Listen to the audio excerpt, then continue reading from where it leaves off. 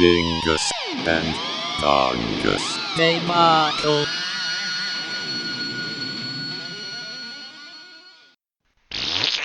Episode 45. Oh, that was not a satisfactory nap. Nope. No. What if we just did the whole podcast very low monotone to show Like this. our disapproval of your nap Do we both need to get really close to the mic? instead of just talking louder? Right. Just get closer and What closer. if I got further away? Right out here. We're doing a science experiment Like this. with sound. How does sound work? Magic. We're pretending to be Black Bolt. Wait, no, he doesn't. He just doesn't talk. Yeah. Which is I don't. I think I knew it once at some point, how he communicates with Medusa. Sign language. I don't know if that's true. Should be. That's what it should be. Yeah. and then there's no need for Medusa to speak for him, because then everybody just learns sign language, Yeah. right? Let's get it together. So, Black Bolt appeared in Lockjaw and the Pet Avengers, which we read. It's out on Marvel in the 2010s, I think. Written by Chris Eliopoulos. Yeah. Yeah, And it has a bunch of cute animals. that's right. So I don't know if you could be reminded of something you don't remember. But it reminds me of the Scholastic comic book adventures. Did you ever read any of those? I don't think I did, no. School book fairs and shit? Yeah, I did the school book fairs, but Yeah. never any of the comics there. I'm pretty sure I've read a couple of them, and it reads a lot like what I seem to recall Scholastic comic books reading like. It was super easy, shallow, and convenient. Yeah. Convenient plot Yep. shit. That's pretty much what it is. It's point A to point Z. It's a straight line. Yeah. There's no twists and turns, not really. And just a lot of animals. Oh, yep. Which is really the only reason this was on the list. Yeah. Because I saw Lockjaw and then all these other animals. I can't not read this. Right. I'm going to read this. But it's great. It has a dragon on the cover. Yeah. And then Throg. Well, I think how this came to be is Throg from Loki. Mm-hmm. There's a scene with Throg in there, I think. Right. So I was like, well, now I need to read that. And that's how I came across Lockjaw and the Pet Avengers. Okay. I didn't know this existed previously. Yeah. But, Puppy Dog and Dragon and Frog Thor, yeah. Let's read this. I think there were many missed opportunities. Yeah. Many missed. many missed. Well, they were just trying to get it out and make it easy for 10-year-olds to read, I Right. assume. See, what I wanted was for Throg to hide all the Infinity Gems in the jowls of Lockjaw, like how you would, hide, M&Ms. Sure, feed Yeah. a dog chocolate. Or maybe not M&Ms. Mike and Ike's. Yeah, Mike and I. I don't know, little treats. Yes. Hide in the jowls. Yeah. I've never done that to a dog. No. I did that once to a friend's bulldog, and it's like a little game that he likes to play. Awesome. Yeah. Well, I know that there's several panels where Lockjaw has an Infinity Stone in his mouth. Mm-hmm. I don't know how it gets there, so maybe they are in the jowls periodically. Well, I guess what I wanted was in that final battle. Oh, okay. It's assembling all the Infinity Gems by hiding them in Lockjaw's jowls instead of that freaking collar. Which the collar kind of came out of nowhere. Yeah. Like, I don't remember the collar being... I think the dog just finds the collar. Oh, okay. Yeah. It's like, I found a collar. So, speaking of dogs, there was one dog in this story that could have just been left out completely. Yeah. Miss The normal dog. Lion. Miss Lion. Miss Lion? Okay, yeah. Like, he could have just gone. Yeah. Like, kept everything exactly as it was, and just removed Miss Lion. Would have been fine. And honestly, Lockheed the Dragon didn't do much. But it's a dragon, so keep it. Fair. Yeah, you could have filled in some of Miss Lion's bits with Lockheed Yeah. and made it less annoying. I actually liked Miss Lion the best because he was so annoying. It's just like jumping in when there's no, you shouldn't be doing that. Yeah. Like, you need to be in the background. But no, he's just everywhere. He like, at some point, it's almost like he's driving the fucking plot. In certain sense, because of how like enthusiastic Right. he is about everything. Right. Yeah. I didn't like him. Yeah. I was like, ugh. Everything else was just kind of okay. Yeah. And then Miss Lion's like, meh. No There's likey. There's really not much to the book other than Lockjaw finds out Reed Richards and the humans are trying to find the Infinity gems, and then Medusa says shoo, and then he decides, oh, now I'm gonna do it. Yeah. Now I'm gonna find it. And then he assembled a team. Yep. And did. Yep. He and Throg. Now I think personally I like the collection of minis toward the end much better. Yeah. Well, before we get there, I also liked that Lockjaw, name fitting, had zero dialogue. Yeah. All of his quote unquote dialogue was through Throg's telepathic communication. Right. Like, oh, that's cool. It's also kind of weird because at one point Lockjaw had the Mind Stone, but we're still hearing it through Throg. Right. Just go with it. Yeah. I just liked it because it was Lockjaw and he couldn't talk. Works out well. Yeah, he really looks up to his master, I guess. I also wanted a more in-depth, like 6-issue story of the frogs versus the rat battles. Like the war of the frogs versus the rats, like the origin of Throg. Like if we could have a 6-issue story of just that battle and the legions of rats, and it's like what's that fantasy series, Redwall? yes, Yeah. Well, it's coming to yeah? Netflix. No shit. Yeah, I'm complete sidetrack that. Yeah. But with frogs and rats, that would have been a cool little story. There's a game like that. There's literally a game where you play as rats fighting against frogs. What? I don't remember what it's called, but yeah, it's like a hard side-scrolling, kind of brawler type thing.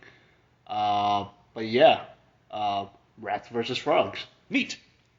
On the topic of rodents and video games, have you seen the news of the squirrel who carries a gun and robs people? What? Yeah. I guess there's a game in development of a squirrel. You play a squirrel that holds a gun and you rob people. I'm down for that. Yeah. So did you have a favorite mini story at the end? It's either Zabu's, because it's so nice and heartwarming. Yeah.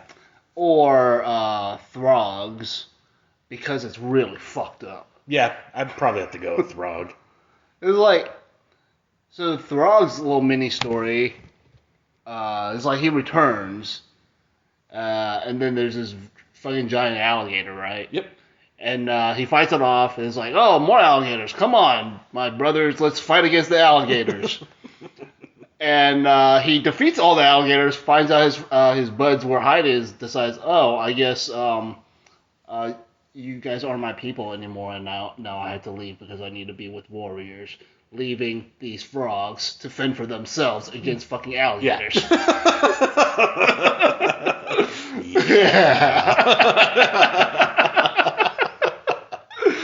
That's the sequel to the rat story. It's the alligator story. It's like he's like one of the. I'm assuming these people exist, like people you play with in MMOs, and then like they just like outlevel everybody and just like, oh, bye guys. Yeah. It's time for us to go separate ways because I'm way too good at this, and you guys are just holding me back. Yeah, they exist. They exist. I also like Zabu's story because it's like it's cute little velociraptors babies that he takes home to Kazar or Khazar to raise as their, I don't know, friends. Yeah, Best friends. Mm-hmm. But those little raptors look so cute. They are cute. Yeah, It's great. and that's one of the biggest reasons. Like, oh, I really like this story. These guys are really, really fucking cute looking. I mean, yeah. And that makes sense because, again, the whole deciding factor for this story was because it had a cute cover. Yeah. And it's like the idea of Pet Avengers is this cute. Right. You know, I'm jumping around a lot, but when they were in the White House and Lockjaw was pooped from teleporting all around, and they're sitting at the bottom of steps going, we need to go upstairs to get this gem. I'm not going to carry Lockjaw upstairs. And then Throg just has this very disappointing hand on hip pose. It's like, really? You really? And then Zabu was like, okay, fine, we'll do the thing. I just like the image of Throg like an angry mom. Like, clean up your dirty clothes. Do the thing. So Throg's the angry mom.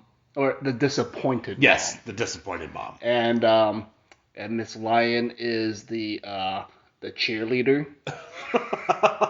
Yep. What's the cat's name? I don't remember the cat's name. But the cat is just like your neighborhood bully. Yep. Lockheed is like, I don't know, like in my head, Lockheed is a she. Is it because of lavender purple? Maybe. Yeah. But she's also very sad for unknown reasons. And then there's Redwing. I don't remember anything that Redwing does. Does not keep anyone from falling into the ocean. Oh yeah, That's one thing Redwing does. Does not do the thing. That's what it does. Redwing is like the wide receiver of the high school football team. Like, not the star quarterback. Thinks they're the star quarterback. Right. But still, like, cocky. So they're the wide receiver. I can see that. That would mean the Falcon's the quarterback, right? Right. Yeah. And that feeds into that his little side story where he's bested by a pigeon. Yeah. Yeah, Pet Avengers. Don't read it. Yeah. Look it up online for the cute images and just make up your own story. But don't read it. Yeah. Well, I guess the Thanos or the Infinity Stones issues was only 4 issues, right? Right.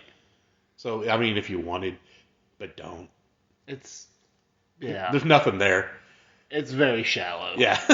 There's no meat to it. It's all cartilage. All the meat is in Lockjaw's jowls. Yep. But he has a locked jaw. So. And that's why you can't fit the Infinity Stones in there. So Because all the plot is all in the jowls. I like that it looks like he had a mustache, like a black mustache often. What is that supposed to be, a shadow? Because it looks like a mustache. I'm gonna have to go back and see. Is it like a dolly stash? Kind of. Yeah. But, like, instead of how Dali's kind of goes out and up, Yeah. it was more like a Fu Manchu but Dali consistency. So like really thin, But really thin Fu Manchu. Yes. Gotcha. One thing. I was actually looking forward to seeing Captain Marvel's cat in there because it's supposed to be an alien with an interdimensional stomach thing. Yeah, right. And I was like, perfect for Pet Avengers. Right? Missed opportunity. It didn't even cross my mind. Yeah. Fuck. Fuck. Why do we have a cat that I don't know instead of a cat that I do know? You could have had that cat instead of Miss Lion. There you go. 2 cats. No, that'll make 3 cats. That would. Well, yeah. As for the album, we went with In the Sun. Well, I guess that's the name of the band. But the album is called The Emancipation of Distance. Yes. I considered that title more than I probably have any other title. Oh, yeah? I was like, what does the emancipation of distance mean? Does that just mean togetherness? Closeness? Or are they just wanting to fly to the sun? I don't know. Like, in my head, it's creating more distance because, like, distance has a freedom to grow? No. No? I don't know. You're wrong. Okay. I have no legs to stand on.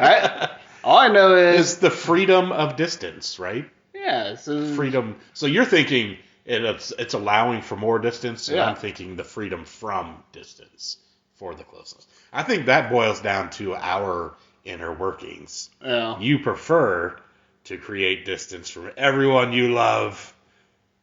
It's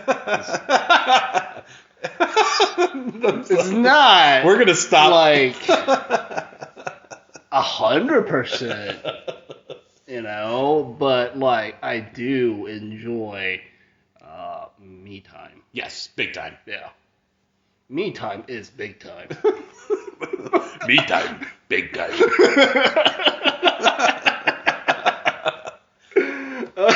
So this is a weirdo, doomy, black influenced experimental metal thing. Yep, out of Augusta, Georgia. Yep. The bedroom of Augusta, Georgia, apparently. The bedroom of Georgia, Augusta. I don't even know what that means. No. The bedroom of a state? Yes, is Augusta. Okay, no, Yeah. we're not going there. Because I don't know where that's going.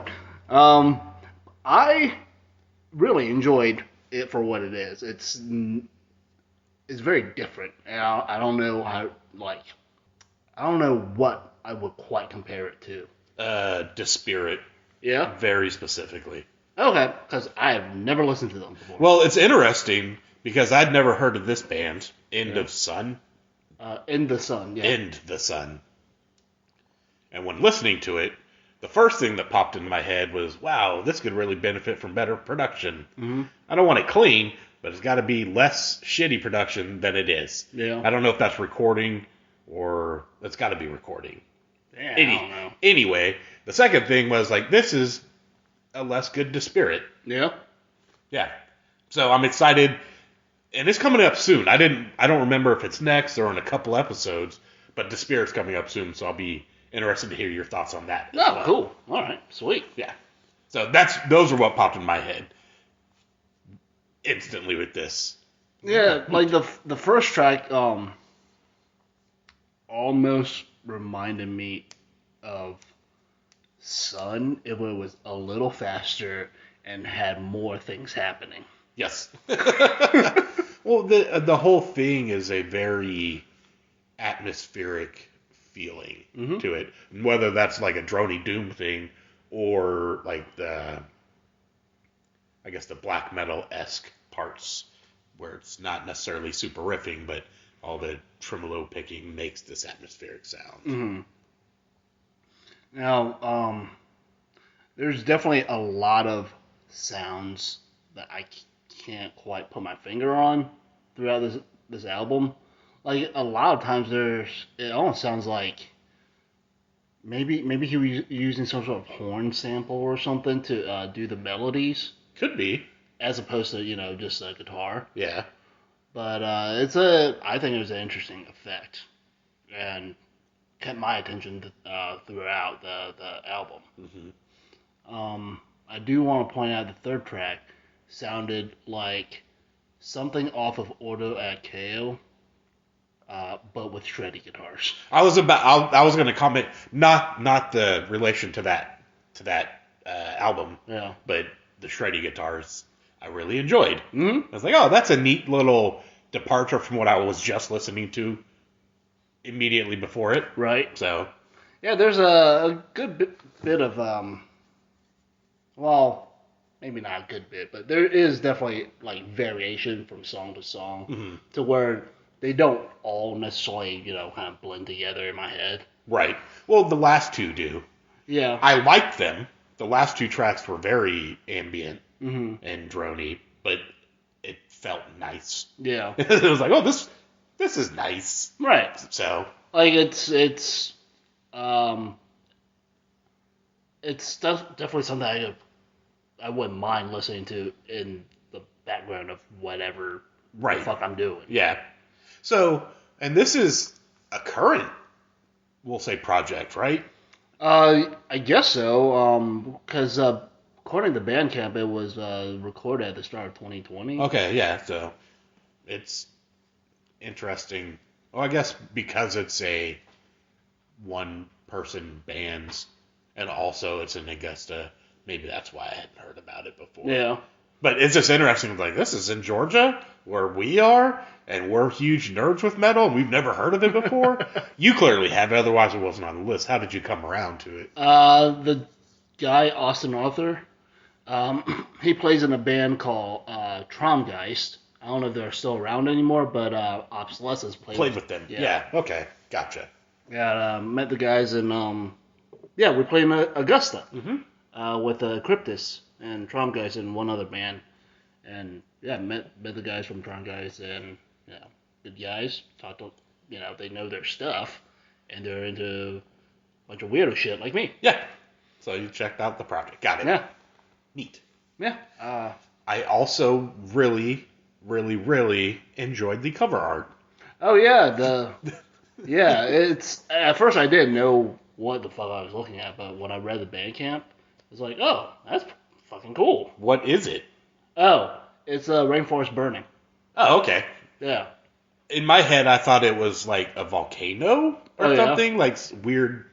But okay, it's a rainforest burning. I know there's another album they have on Bandcamp where it's a forest fire. Yeah. I was like, oh, I've seen that before. Right. So I guess I think it's a smart move for a bedroom project to use public domain stuff. Apparently the photos photo taken from the ISS, and it's apparently public domain. So it's like that would a cool explain. picture. Okay, gotcha. Yeah, it's like smart use. Yeah, Yeah. It looked cool. Yeah. I think I'm almost positive it's probably never gonna happen, but I would like to see like if he could put together a live band, like how well they could recreate the sounds on this album in a live setting. Well, we know plenty of people that could probably make it happen. You want to be in this band? I can email this person, and y'all could probably make it happen. Oh, I have them on my Facebook too. Yeah, it sounds like something that's clearly within your grasp to help facilitate.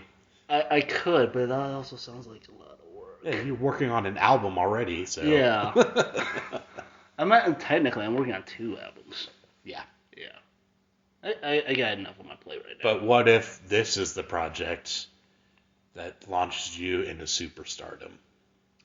This is the project that emancipates my distance. Yes, but it turns out your fans are only arborists The arborist, that's the right word, Yeah, right? Yeah. yeah. Those are the only fans you have. And they fucking end up hating you. Because they can't play the album through trees. Yes. Because they don't have speakers. Instead of speakers, they just have tall trees. Well, what they end up doing is they're able to play it through the trees, but eventually it starts forest fires and burns down more trees. Shit. And that's how we get the next album cover. Yeah. Thank you, arborists. That could be a cover or a spin-off for Thank You, Scientists. Thank you, arborists. Yeah. Now we just got to get botanists on board. Yes. Yes. I don't much care for botanist. It's all right, but it's too, like... I think, they're good for one album. Mm-hmm. You just pick your one album, and you listen to that, and you'll be good. Okay. Yeah. But it... Still talking about arborist, or... it's not even arborist, it's botanist. I do like the use of, replacing guitars with that hammer dulcimer. I think it's a cool sound. But it does feel a little gimmicky, I suppose. Mm-hmm. But there's not much gimmickiness in the Sun. Mm. How do you think they're planning on ending the Sun? Super Soakers? No, it's just going to be a lot of smoke. Just douse it with smoke? Yep. Yeah, it's like, a fire extinguisher, right? Yeah. The chemical extinguisher, you spread so much light, does it other particles that it smothers out the fire? That's how we do it. And that's why we're doing forest fires. Yeah. Okay. Yeah. We're generating forest fires, collecting all the smog and smoke, and then going to blow it at the sun. And end it. Yep. End the bastard. Can you imagine, how hard you had to blow smoke to, get it to the sun? Well, you know those old vacuum cleaners where there was a switch and they would, reverse it? So imagine that scene in Spaceballs where there's a vacuum cleaner sucking out the atmosphere. Put that on the sun and put it in reverse. So you put the vacuum over Earth, suck out all the fire smoke, take your space vacuum to the sun, flip the switch, and blow it out on the sun. Quick follow-up. Why did they have a reverse button? I don't know. Were there so many cases where it's oops, I have vacuumed up my toe. Right? We just gotta quickly reverse it. And when you reverse it, how do you know that that's the thing that you want to come out will come out? Right. Versus just everything else. I don't know. I think that's probably why they don't have them anymore. But it used to exist, damn it. I would love to meet the guy who came up with the idea of a reverse switch and the guy who approved it.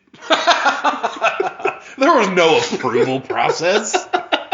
It was just some jackass in a garage. So, well, what if I sucked up my extension cord? Well, I better put a reverse switch on there. Because you know that, or the power cord or whatever. You think that guy, he keeps vacuuming up his cables and cords and whatnot. It's God damn it, I wish there was a reverse button. And he pitched the idea to all the vacuum companies, and none of them would take him up on it.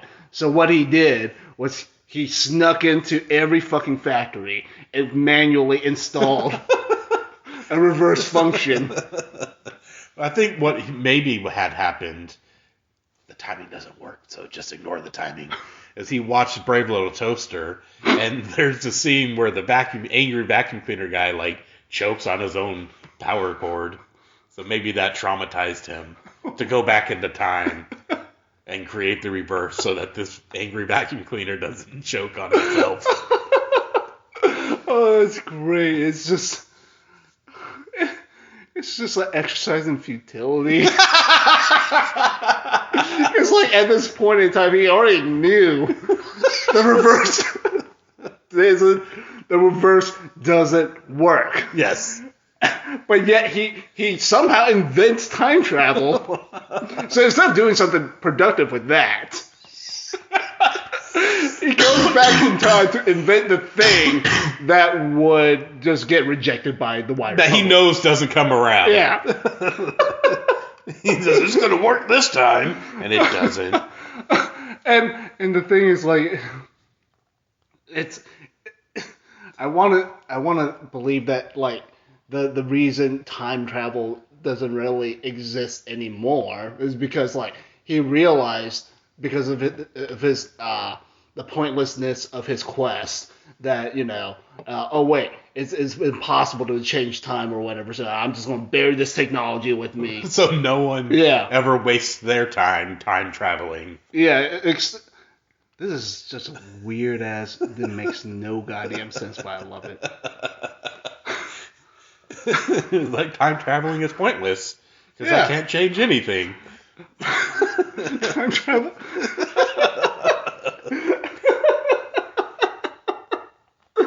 Oh, sleepy brain. Yeah.